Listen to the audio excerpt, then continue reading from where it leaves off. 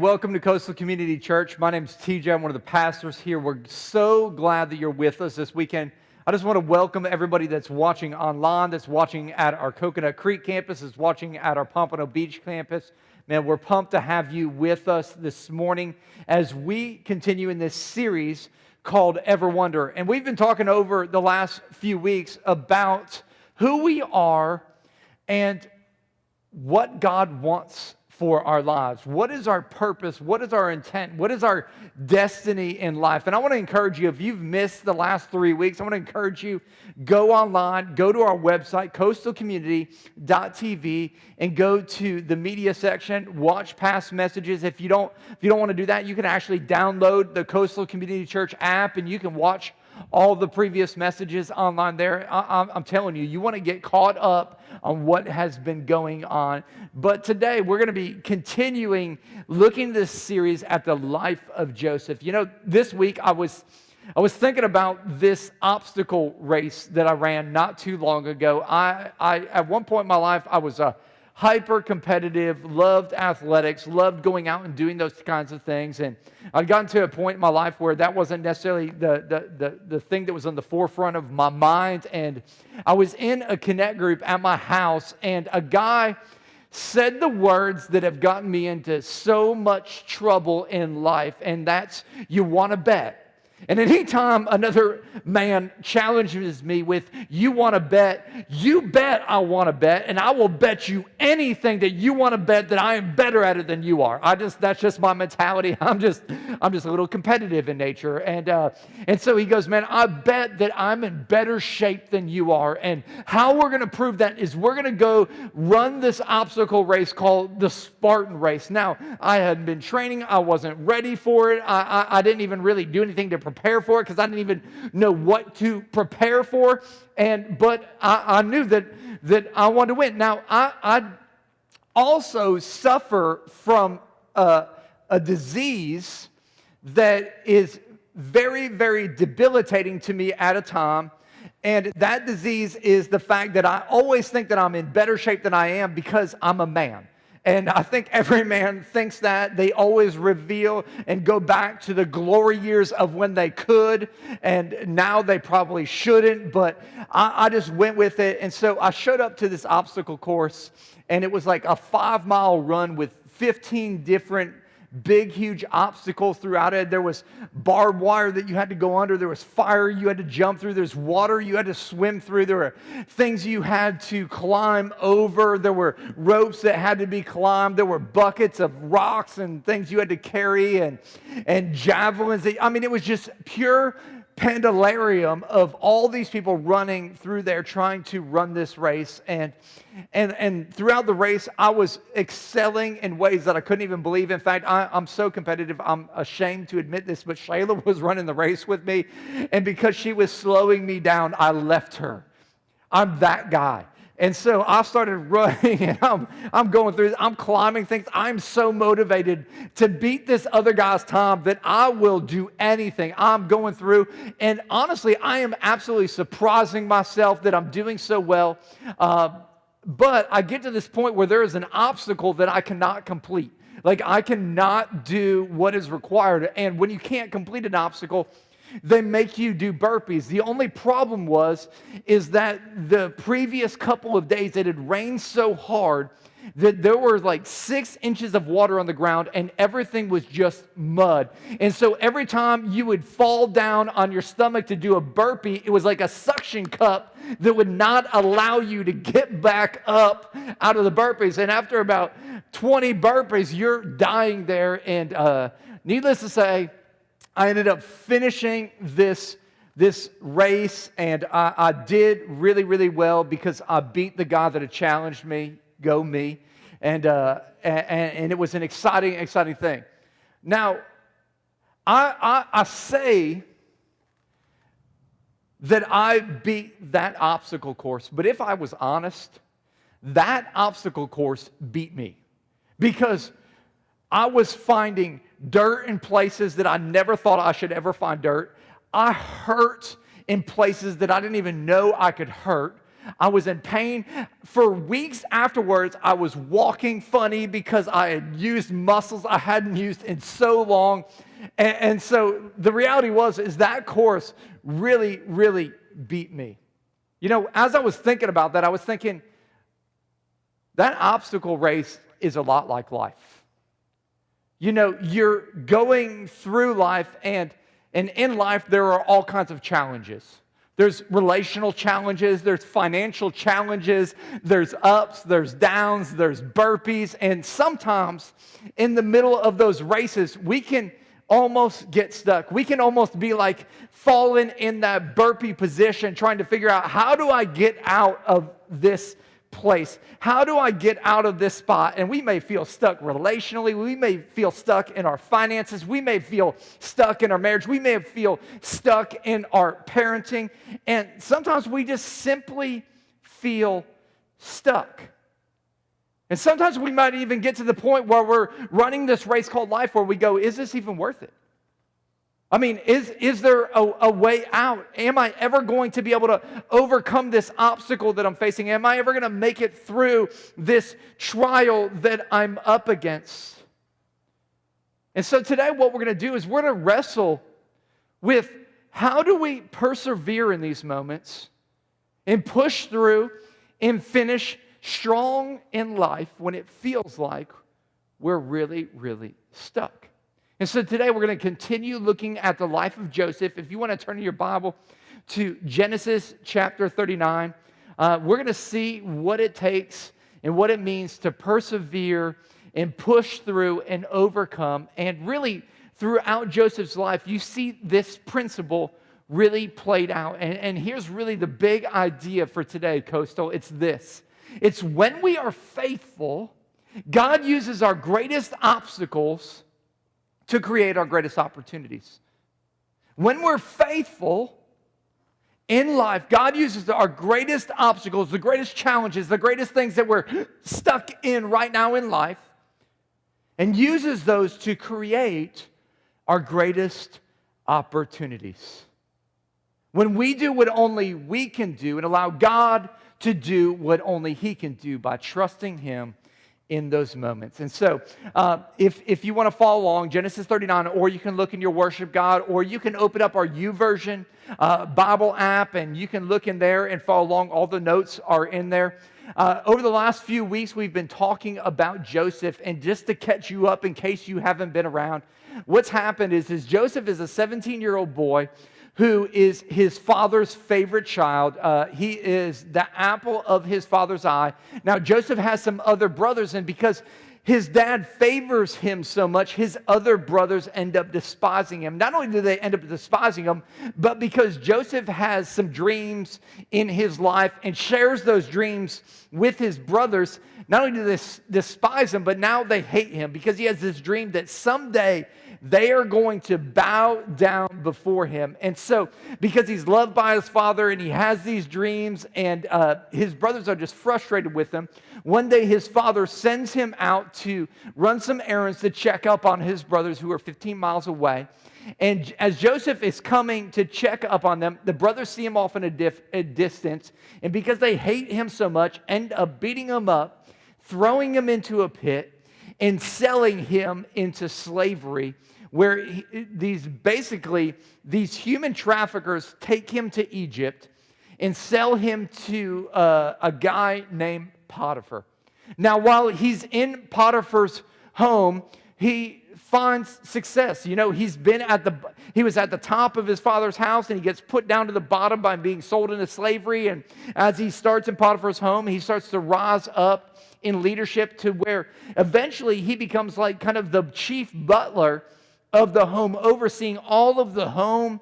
And as he rises up in leadership there, God just continues to bless his life. And Potiphar continues to give him more and more influence. In fact, we talked about it last week that Potiphar basically didn't worry about anything except for the food that he was going to eat, which is an amazing thing. If all you have to think about is where I'm going to eat tonight, that's a good life. And so Joseph is excelling in that. The only problem with that is that Potiphar's wife, and we'll just call her Potiphar takes notice that Joseph is a good-looking dude. And so she starts coming on to Joseph. Can you believe that? It's like the Real Housewives of Egypt happening right here, coming on to Joseph. And Joseph, the more he resists her coming on to him, the more she persists. Until the point where she gets frustrated that he is not coming on to her come-ons, and she goes on and makes up a story about Joseph, about how he's been trying to get jiggy with it with her. And so because he's a slave, he has no rights. He ends up getting thrown into prison. He's falsely accused, and that's exactly where we pick up the story. We pick up the story where he starts at the top of his family and gets brought down to the bottom by being thrown into a pit and sold into slavery. And then all of a sudden, he rises again in leadership. He's at the top of Potiphar's house only to be sold or thrown back into prison. And so we pick up in Genesis chapter 39, starting in verse 20. It says this: "So he took Joseph and threw him into prison, where the king's prisoners were held. And there he remained. But the Lord was with Joseph in the prison and showed him his faithful love." I love that the Bible records that detail, because if I'm Joseph, I'm feeling anything but the Lord is with me. Think about his life for a moment. I mean, yes, he was beat up and thrown into a pit, but the reality is he was probably only in that pit for a day. And then he gets sold into slavery, and he rises up into Potiphar's home, and, he ends up being this chief butler, which at the end of the day, for being a slave, is a pretty good gig. But all of a sudden, he's thrown into prison for a crime that he did not even commit. And again, he's back down at the bottom. And if I were in his shoes, everything within me would be going, God, what's up with this? Where are you? Why are you not present in this moment? Man, I've been being faithful, and where are you? Continuing in verse 21, it says, "The Lord was with Joseph in prison." And let me just stop right there. Because how many times have we been in a prison? How many times have we been in a pit? How many times have we been in these bottom kind of situations and we feel like God has abandoned us? I know that I've been there. I know that if you were to look at your life, you would say, you know what, there have been some seasons where I feel like God has abandoned me. But here's what I want you to know. God is present even in your bottom. God is present even in your pit.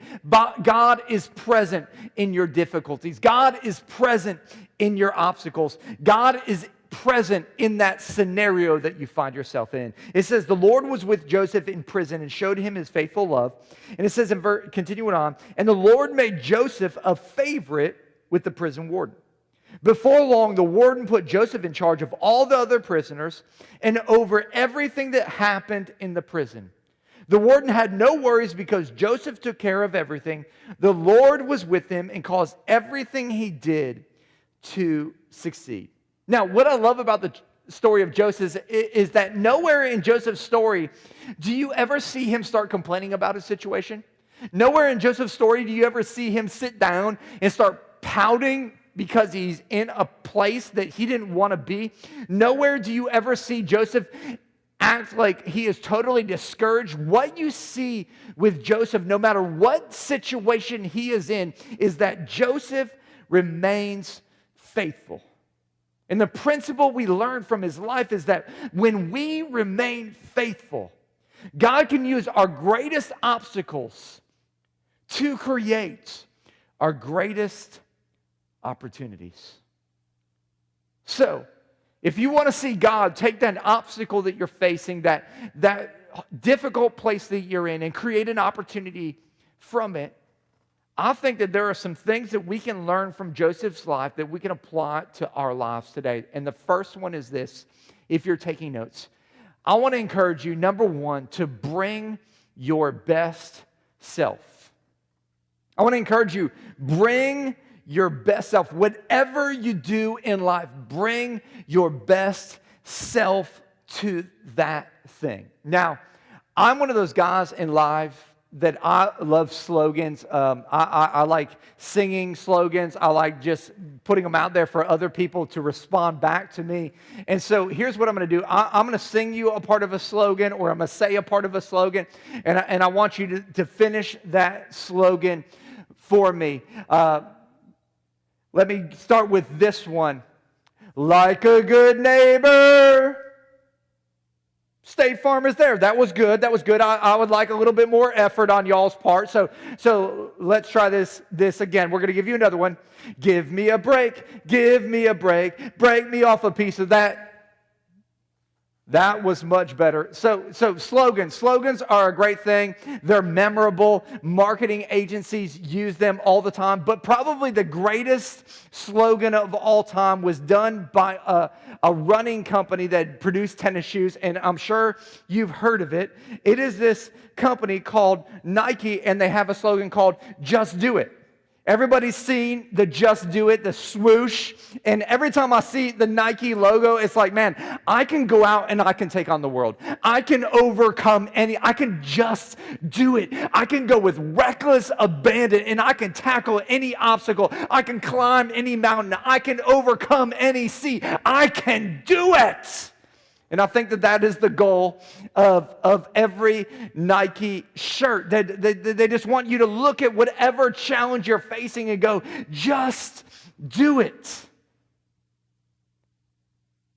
But the reality is that as that energy starts to fade away a little bit, I kind of trade that slogan for another slogan, and that is, I trade it for just kind of do it. You know, it's kind of the squiggly check mark there, and I just want to kind of do it. When it comes to some difficult situations, when things get hard, when things get a little bit overwhelming, I just kind of want to do it. Like, I just kind of bring part of myself to that situation. I just kind of give some effort. And here's the reality. In most of those situations, there's situations where I want to quit but can't quit because I know the consequences of quitting are too great. And so instead of bringing my best self, I just kind of show up and maybe hope that something kind of, sort of happens in life.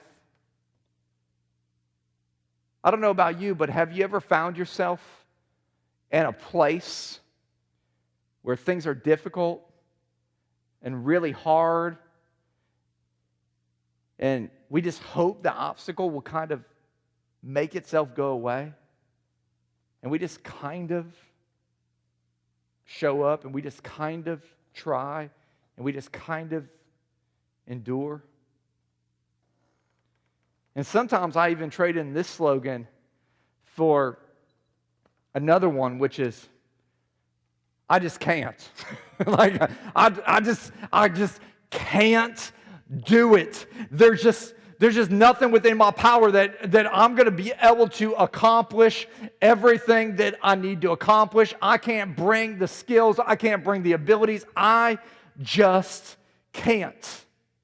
And we just feel like, man, there are so many obstacles. I just can't do it. There's so many difficulties. I just can't do it. And we look at things and we go, you know what? I just can't do my boss anymore. You know what? I just can't do this marriage anymore. You know what? I just can't go through this addiction anymore. You know what? I just can't deal with these finances anymore. I just can't deal with my wayward child. I just can't.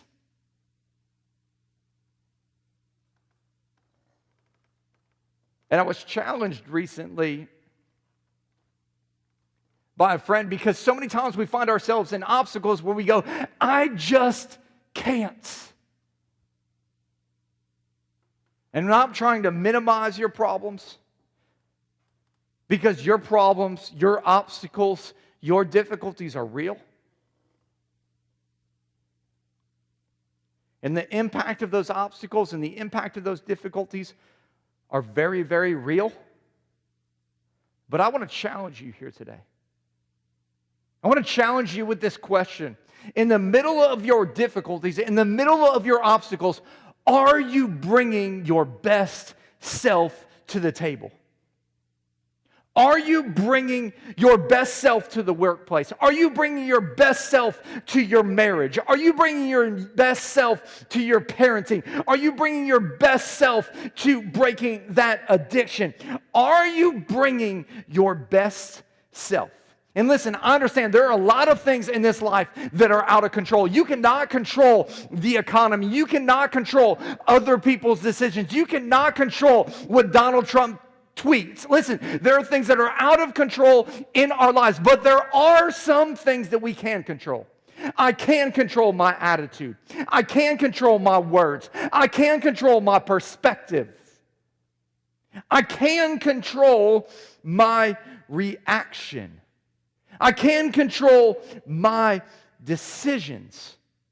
And so there are some things in life that you can control, and there are some things in life that I can control. And so whatever situation we find ourselves, we have to ask ourselves, am I bringing my best self to the situation? Am I controlling the things that I can control and giving the other things to God and saying, God, what I cannot control, I trust in your control. And I'm going to do everything that I can do and trust you with everything that I cannot do, because those are the things that only you can do. And what I love about Joseph is he isn't wallowing in his pit. Even in the spot that he finds himself imprisoned for something he did not even do. He isn't out there blaming. He's just being faithful and bringing his best self to the situation every single day. See, when we are faithful, God can take our greatest obstacles and use it and create our greatest opportunities. Church, I want you to lean into me here today. When we are faithful, God can take our obstacles and actually make us better.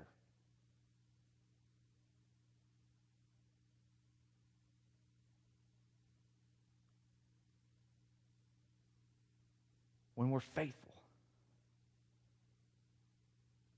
that critic you have is only going to make you stronger.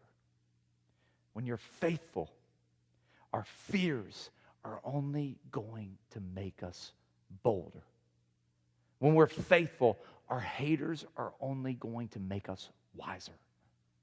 When we're faithful, our obstacles are only going to make us more passionate. Our discouragement is only going to make us more experienced. When we're faithful, because I believe with all of my heart that our God is bigger than our bills, our God is bigger than our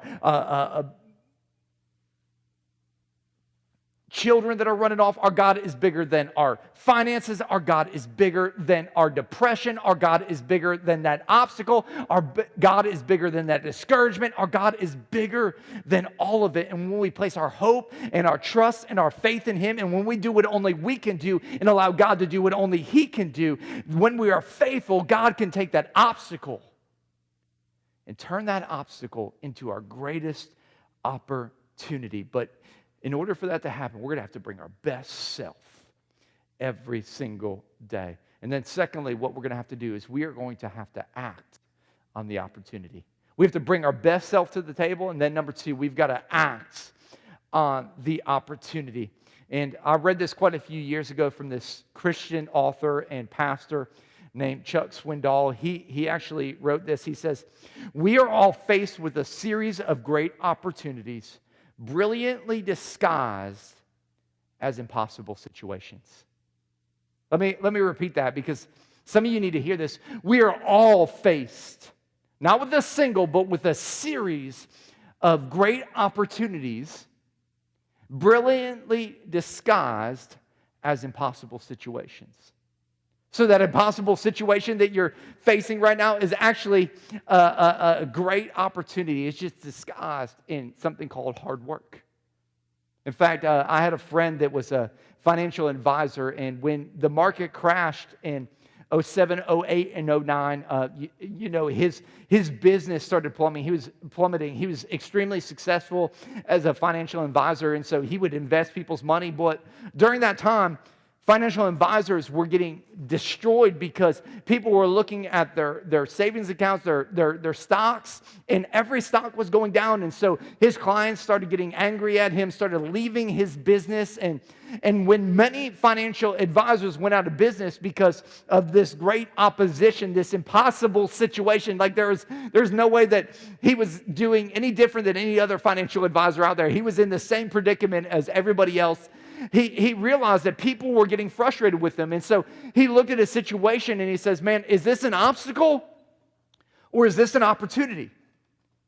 And what he realized is that if his clients were upset with him and the returns that he was bringing, then there was a good chance that everybody else's clients were upset at the returns that they were bringing in. And so he decided to start making phone calls. And so in '07, '08, and '09, he started going out and calling other potential clients and investors who were frustrated with their financial advisor. And he said over those 3-year period of time, his business grew so astronomically. When other businesses were shutting down, his was growing in exponential ways because what everybody else saw as an obstacle, he saw as an opportunity. And when he saw the opportunity, he started acting on it instead of just sitting there waiting for it to pass.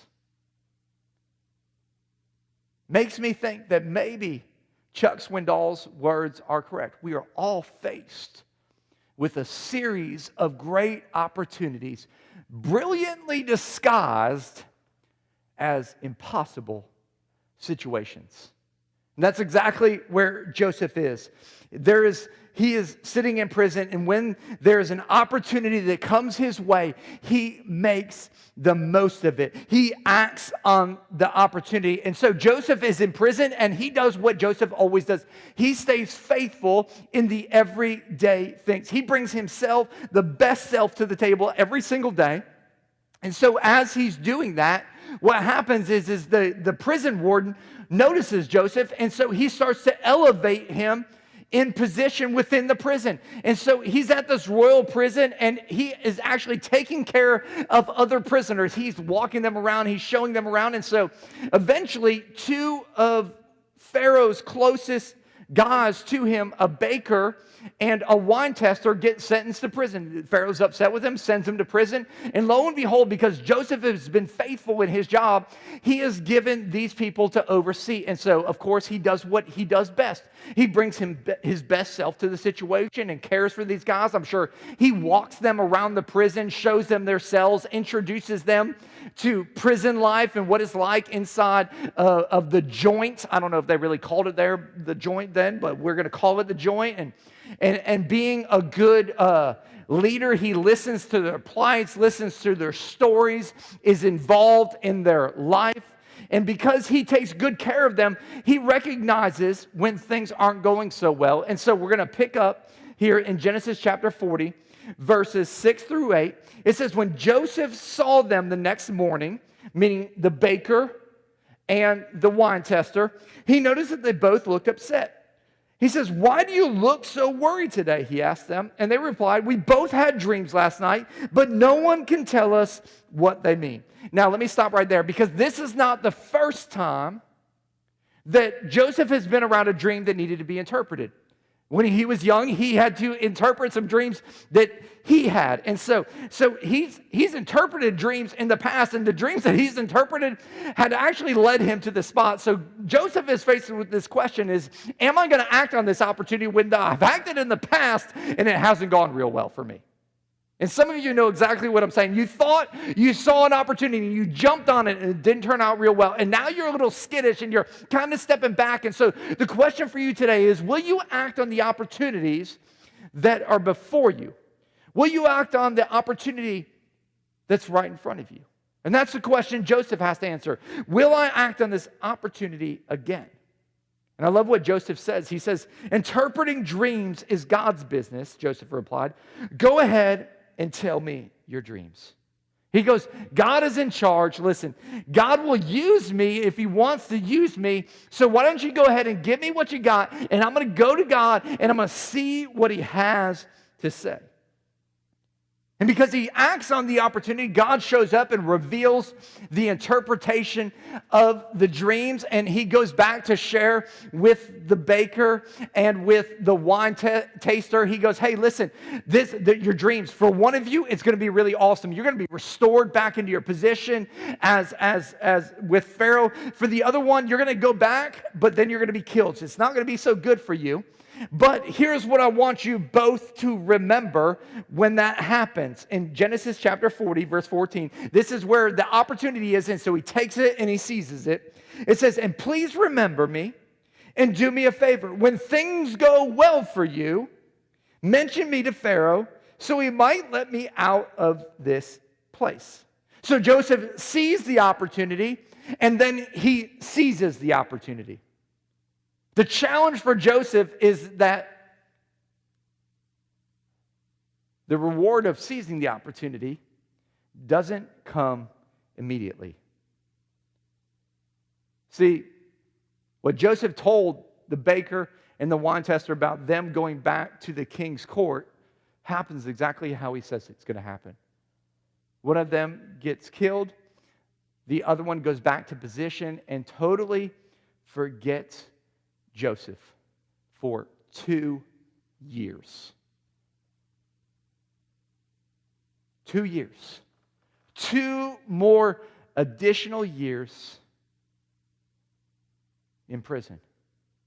Just because he seized the opportunity that was before him doesn't always mean that the results of seizing the opportunity happen right away. See, we live in an instantaneous society today where we think we do something, we should get the results right away. We think that, man, well, I prayed to God, so therefore God should answer instantaneously. God should do right away. And what we fail to realize is that a lot of times there's a process and a timing that takes place. But here's what I know is that when we are faithful in those moments and we bring our best self to the table and we act on the opportunities, I believe that Philippians chapter 1, verse 6 will truly come to play in our lives. I'm certain that God, who began a good work, who's in the middle of the process, will continue his work until it is finally finished. Like God is going to finish the work that he's started in your life. And so we have got to act on the opportunity and realize that God has got promises for us, but there is some action that has to take place for those promises to come to fruition. And sometimes we don't see the plan and the totality of how God sees it. And so we've got to act on those opportunities and trust God in those opportunities, that he who began that work, that gave us an opportunity, will see it to the finalization where he completes it in our life. But a lot of us, we give up on that process and we go, well, it didn't happen right here and right now, so God isn't faithful. No. We have got to be faithful so God can turn our greatest obstacles into and create our greatest opportunities. And so what happens is 2 years later, Pharaoh has some dreams. And nobody can interpret them. And all of a sudden, the God that's next to Pharaoh remembers. And this is what he says in Genesis 51:12. He goes, man, there was a young Hebrew man with us in prison who was a slave of the captain of the guard. We told him our dreams, and he told us what each of our dreams meant. And Pharaoh goes and calls Joseph out of prison into his presence.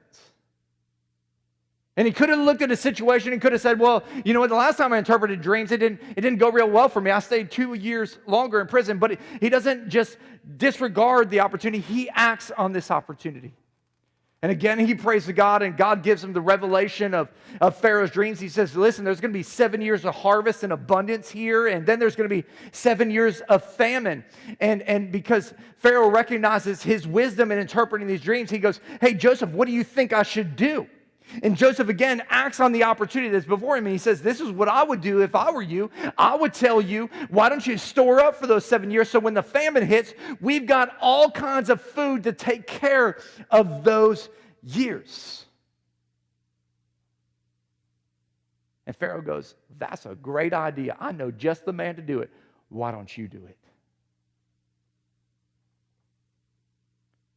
Church, I feel like so many times in life, we want God to bless our lives without us ever taking any action. We want God to give us everything that we ask for. We call out all the promises of His Word without ever acting out the premise, the action, the part where we have to bring our best self and we have to act on the opportunity. What if God needs action to create opportunity? What if God needs you to move in order to move in your life? And Joseph sees the opportunity and he takes action. And what's interesting is that God delivers Joseph in that moment from the prison and brings him into the palace. But He doesn't do it for Joseph's sake. See, everything that I believe that God is trying to do in your life, He's trying to do in my life. The reason God rescues, the reason He rescues you and I, is so that you and I can be rescuers. If you're taking notes, it's actually our third point. God rescues us so that we can be rescuers. What God does is He saves Joseph, but not for Joseph's sake, but so that Joseph could then save others. God positions him so he could be the distributor of the food, not just to the Egyptian people, but to every tribe, every nation that's going to come in to Egypt during those famine years. What if God's obstacle that is in your way is His way of getting you to a place where you'll recognize the opportunities that are in front of you, not just to be rescued, but to rescue others? See, I believe that God saves people so that we can save people. I see it play out all the time. This past year, a gentleman in our church, actually an incredible family, the Berkheimer family, they were on vacation in Tennessee, and they've been active in church and doing a lot in outreach and different things. And while they were on vacation, they were out as a family doing some zip lining in the mountains of Tennessee. And as Eddie, who is the dad, was zip lining down this line, he hit his head on a tree branch in the middle of this zip line course. And he hit this tree branch so hard that he knocked himself unconscious, cracked bones in his vertebrae, broke ribs. He was actually hanging lifeless for 20 to 30 minutes with blood pouring out of his ears. In fact, his family, his wife tells me that she was standing on this platform, looking down the zip line, yelling at the top of her head, "Eddie, is he alive? Is he alive? Is he alive?" Because everybody thought he was dead. It took him over an hour to get him somewhat conscious and get him off of this zip line. In fact, he had to be helicopter flighted to a hospital that was a little ways away. They were out in the middle of nowhere, and when they got there, they put him in critical condition. I remember getting a phone call saying, "We don't even know if Eddie's going to live." And as we started praying and believing God that He could do the miraculous in his life, I mean, his injuries were so bad, part of his body was paralyzed. I mean, it was looking bad. And as people were praying and believing and trusting, and man, it was like almost daily, miracle after miracle after miracle after miracle after miracle started happening in Eddie's life. And I remember the next week, they were able to drive him back home. And that Thursday night, he showed up at my house for a Connect group. I was like, what are you doing here? You're like, your face is paralyzed. He's like, man, I'm coming. I want to grow. I want to learn. God has saved me. And I remember him that night telling me, TJ, God has saved me for something more. And ever since that day, I've seen Eddie realize that God saved him not just so that he could be alive on this earth, but so that God could use him to save other people's lives. In fact, because of that, every opportunity that he has to serve somebody else, to go out and make an impact in somebody else's life, he takes advantage of. In fact, right before Easter of this year, he heard about a gentleman named Jerry who was moving, and he decided, I'm going to show up and I'm going to help this guy move. And Jerry is 89 years old, and he shows up to Jerry's house. He helps him move. And at the end of his moving, this older gentleman who had just lost his wife, he goes, hey, why don't you come to church this Easter with me? I'd love to have you as my guest. Well, lo and behold, Jerry shows up to church that Easter for the very first time in his life, gives his life to Jesus. The very next week, he's serving because he's realized that God has saved him. And all of a sudden, he's going through his life and his situation. He's going, I've been saved from something great because God saved this guy from something great. I want to help save somebody else for something great. What if, church, that obstacle that you're going through today is really an opportunity that God's trying to create. And He's just waiting for us to be faithful and bring our best self to the situation, to be faithful, to act on the opportunity, realizing that when we are faithful, God can take our greatest obstacles and create the greatest opportunities and rescue us so that we can be rescuers. Would you guys bow your heads and pray with me? Father God, we come before you today and we thank you that you are a God who rescues, that you're a God that is faithful to us every single day. And here's what I know, God, is that there are people in these rooms here today that are facing some insurmountable obstacles in their minds. They're facing some insurmountable obstacles in their lives. They're facing some insurmountable obstacles in their finances, with their children, in their marriages. And God, I know that you want to do a miracle. God, that you want to intervene in those situations, and you're just waiting for us to recognize what you want to do. God, my prayer today is that we would trust that He who began a good work will complete it. And because you are faithful, God, that we would be faithful as well, that we would put our hope, our trust, our passion into bringing our best self to whatever the situation is every single day. God, not missing out on the opportunities, but acting on the opportunities.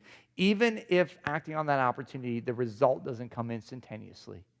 And that we'd realize that when you do deliver us, and when you do save us, and when you do bring us out of that obstacle into incredible opportunities, that we would recognize you didn't just save us to save us, but you want to use our story to impact somebody else's story. God, we love you and we thank you for what an incredible God you are. It's in Jesus' name that I pray. Amen.